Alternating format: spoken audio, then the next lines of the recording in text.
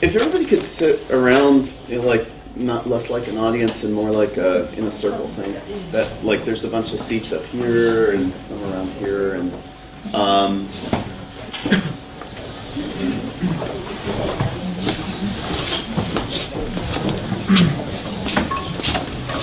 So tomorrow night we're going to be talking about what it is that the Yes Men do and how we got started and what the legal issues are and all the usual questions about the Yes Men. But since this is a workshop on actually doing an action of some sort in the future, I'm going to assume that everybody knows the basics of who we are and so on. If you don't, you won't get some things. But I'll explain some of the techniques that we've used, but more as like, here's your toolkit, here's the various things that we've done. Maybe some of these things can be useful to you.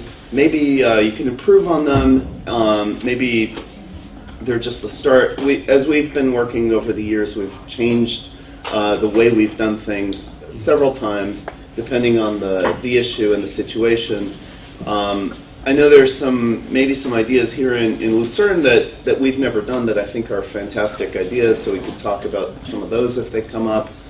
But to start with, maybe I'll just talk about a few of the things that we've done as like, just to get the ball rolling, maybe for about an hour. Different sort of techniques that we've used over the years. And then after an hour, maybe we could start actually brainstorming something to do here in Lucerne, for you to do here in Lucerne, or somebody here to do in Lucerne, maybe all of you, maybe a few of you. And so we'll open it up and try to develop some actions around important issues here. One of the recent things that we've done is create a fake press conference. This was November, I think, October of 2009, and it was the first time we had ever done this. So it's very recent. We had never done it before. We met a group that wanted to do an action with us, and it was their idea to create a fake press conference entirely.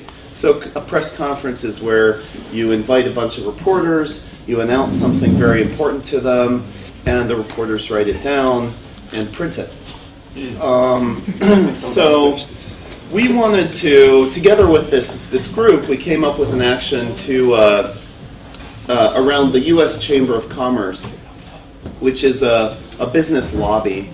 It's not a government organization. It's a representative of commerce, of big business in the U.S. It's like a club, except they spend like $400,000 a day lobbying for various bad things that we don't like anyways. And we decided to impersonate them at a press conference, to set up a press conference and deliver an announcement of what they should do. So that's the basic thing. This is Democracy Now!, democracynow.org, the War and Peace Report, and this latest news as we are broadcasting. Afghanistan will hold a second round of presidential elections on November 7th after fraud claims discredited the first round results. Sharif? Well, the business community got a shock on Monday when its leading advocacy group appeared to make a startling announcement. A statement purporting to come from the Chamber of Commerce said the group had dropped its opposition to congressional legislation and would now even support taxing carbon emissions. It was a striking reversal for an organization that's been one of the most vocal opponents of efforts to regulate emissions of greenhouse gases.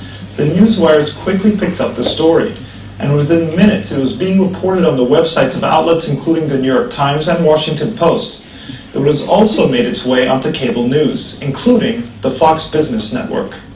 One day after his latest hoax, the Yes Men's Andy Bickelbaum joins us now from Washington, D.C. Welcome to Democracy Now!, Andy.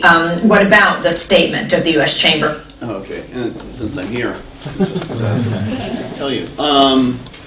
So this action, this was the most important part of it, maybe, this accidental part, where the actual guy got very angry, stormed into the room, and gave us a giant media opportunity. Suddenly, every TV station was interested in this story. We were on Fox, CNN, MSNBC, all the big stations in the U.S. It was everywhere. But it was only one part of the action. It was a big, complicated action. There was also a series of press releases that we sent out that morning. So at the same time as I'm talking, we're sending out a big press release. You have a fixed crew that's working with you, or it's just... No. In this case, we worked with a group that we had never met before. They're called the Action Factory. This group of climate activists in D.C. NGO. Sorry? Sort of NGO. Yeah, NGO activist group set up by a bigger group called etwas to be mobile and do actions on the climate, roughly. And we also worked with some people that we know in New York and that we had worked a little bit with, but not very much. And then we also worked with we were 2 or 3 people that often work together. We really started in earnest on this 5 days before the action. We should have started 2 months before, and it's always the idea, start 2 months before, prepare it, pretend like the deadline's next week to do. How do you feel in such a moment?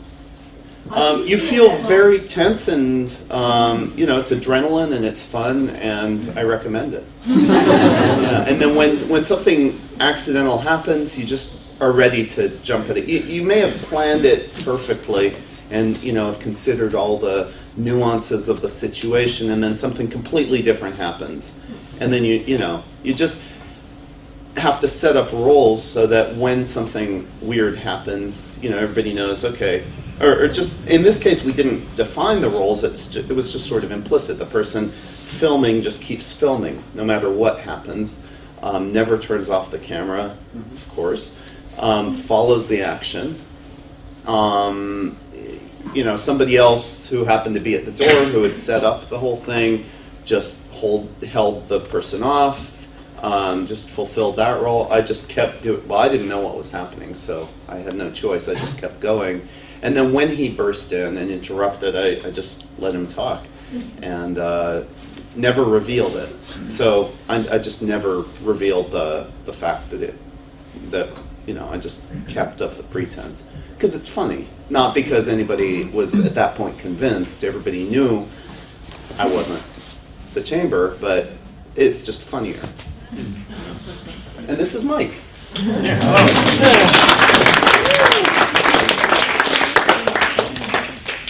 You're 5 minutes later than you said. That's fantastic. Yeah, thank you. Cool. Yes. So we've Thanks. Been, so we're kind of listen for a while. Yeah, we're just going over various things that we've done as techniques, not explaining what we do, because the idea is we'll actually come up with an action, and there are, I believe, people here who will take an action forward. So we'll get maybe for another half hour. Yeah. Okay, so in this action there were 3 plus 5 plus 5 plus 10, maybe, however many that is. About 25. Yeah, maybe. So a completely different sort of thing that we've done was printing a fake New York Times, 100,000 copies of the New York Times. This we did in collaboration with Liz and Scott, her partner, and a bunch of other people. This was a few months before the election of Obama. We assumed he was going to be elected. If he wasn't, we would have horrible problems, so we just assumed. And we prepared a newspaper for a week after the election that we wanted to basically send the message that, okay, we've elected Obama, but now the real work begins, the real work.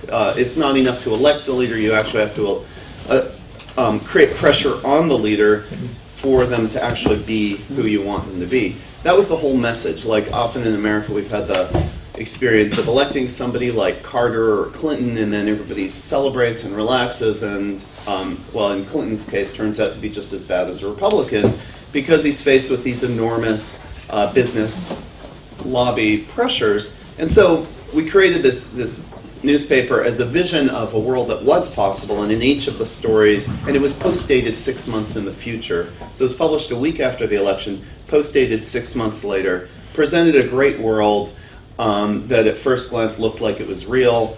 People would get the newspaper, believe it. Each of the articles would say, this happened because of massive public pressure over the last 6 months. So a lot of people rose up, took to the streets, rioted, civil disobedience, whatever, and so the Iraq War has ended, or we've got national health care now, or this and that and the other thing.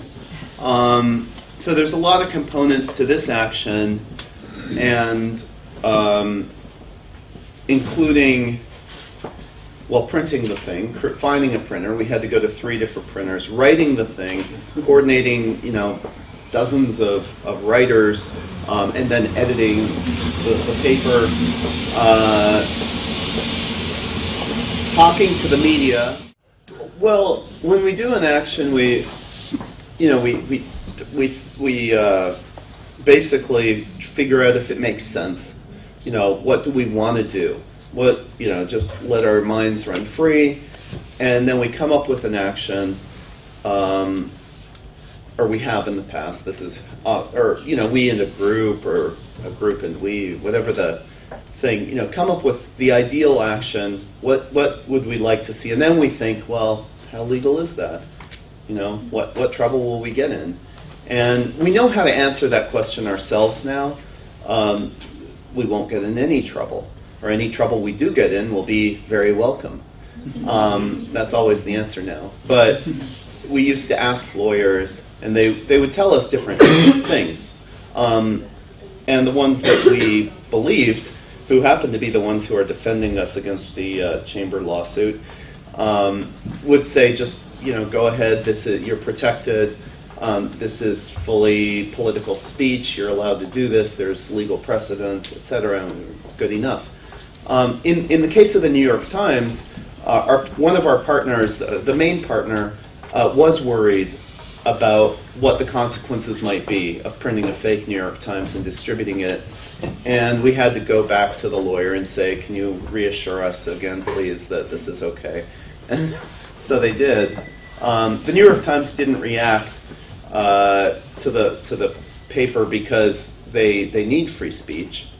It's part of their business. If they don't have laws protecting free speech, they can't print anything either. They did ask us to take down the website, and we refused, and that was the end of the story.